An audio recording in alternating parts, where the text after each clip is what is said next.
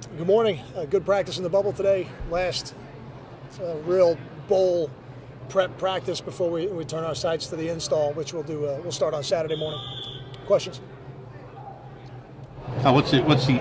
Do you know yet an idea, general terms, what the emphasis will be on that install in terms of things that you're looking to attack? And I know you can't give away. Yeah, I don't know if we give away the game plans, but I think they're a very stout, physical defensive front. They're front seven from their defensive line, even though they've got a couple that played with them during the year that won't be available to them for the game, and a linebacker group that's very, very physical, very stout, and our ability to create some running lanes is going to be critical in the game. There's no doubt about that. And just judging by what they've done this season and what they've done against us in the past when Coach Kelly was at Cincinnati, I would be surprised if we didn't see a fair share of one-back type sets and things to spread us out. And those are the things people have attacked us with this year. So I would anticipate we'd see some of that. So we'll be putting our game plan in certainly to take care of those things. I know you talk about how teams are different from year to year that you face just in a conference, but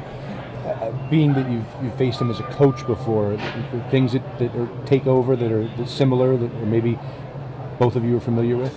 Schematically, defensively, they're very different. They did not run this style of defense when they were at Cincinnati. They're a little bit more 4-3 based back then. On offense, they're very adaptable. You see certain games where they line up with two tight ends on the field for most of the game, and they run the ball. And then there's some other games where they line up with one tight end and a fair amount of no back, and a fair amount of empty, and things like that. So they're a little bit like the New England Patriots. They seem to be very, very multiple in what they do offensively, depending on how they feel it works best for them against what they're seeing. How do you see the matchup with their offensive line? I know they're probably down a guy, but one of the bigger ones you faced, and how does that go against your D-line? It's going to be a big challenge for us. We're not very big up front on defense.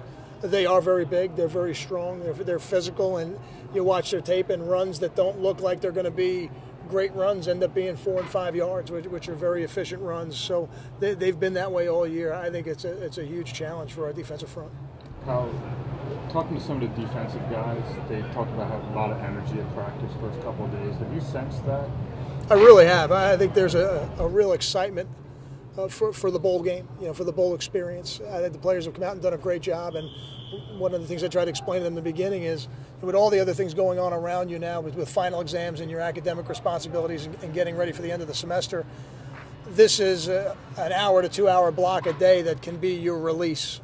It can be your emotional release, your energy release, and they've done it. They've given great effort out here in these practices. It's been great competition, and I've really enjoyed watching the younger guys battle. Guys like Dorian Miller, a guy like J.J. Denman, Sebastian Joseph, Kamoko Ture, Nick and Nicola. Those guys up front, I've tried to put my eyes on more so than the rest of them, and I think this has been a great experience for those guys.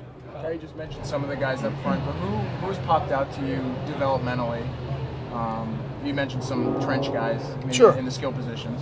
I think that they all stand out in their own way, and I think when you see a guy like Sebastian Joseph, who was close to playing at different points early in the season, a little bit like Stephen Longa last year, you think, okay, this is going to be a guy as we get to spring, we got to find out exactly how he may be able to help us going forward.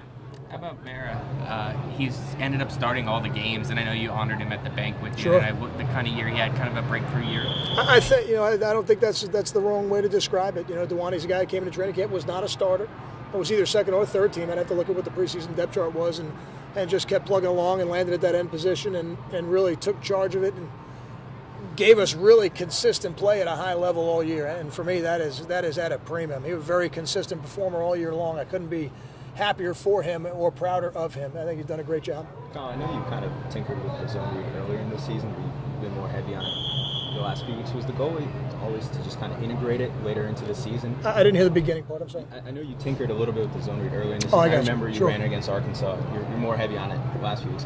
Was the goal to integrate it as the season went on? I think if your offense isn't constantly evolving, it's not good for you. And I think for us, we want to constantly evolve in the run game, and that's been part of the way we've done it. And we want to continue to evolve in the passing game, and I think we've tried to do that through the bowl prep. But I think as we go forward, even after the bowl game and into next season, we'll continue to do those things.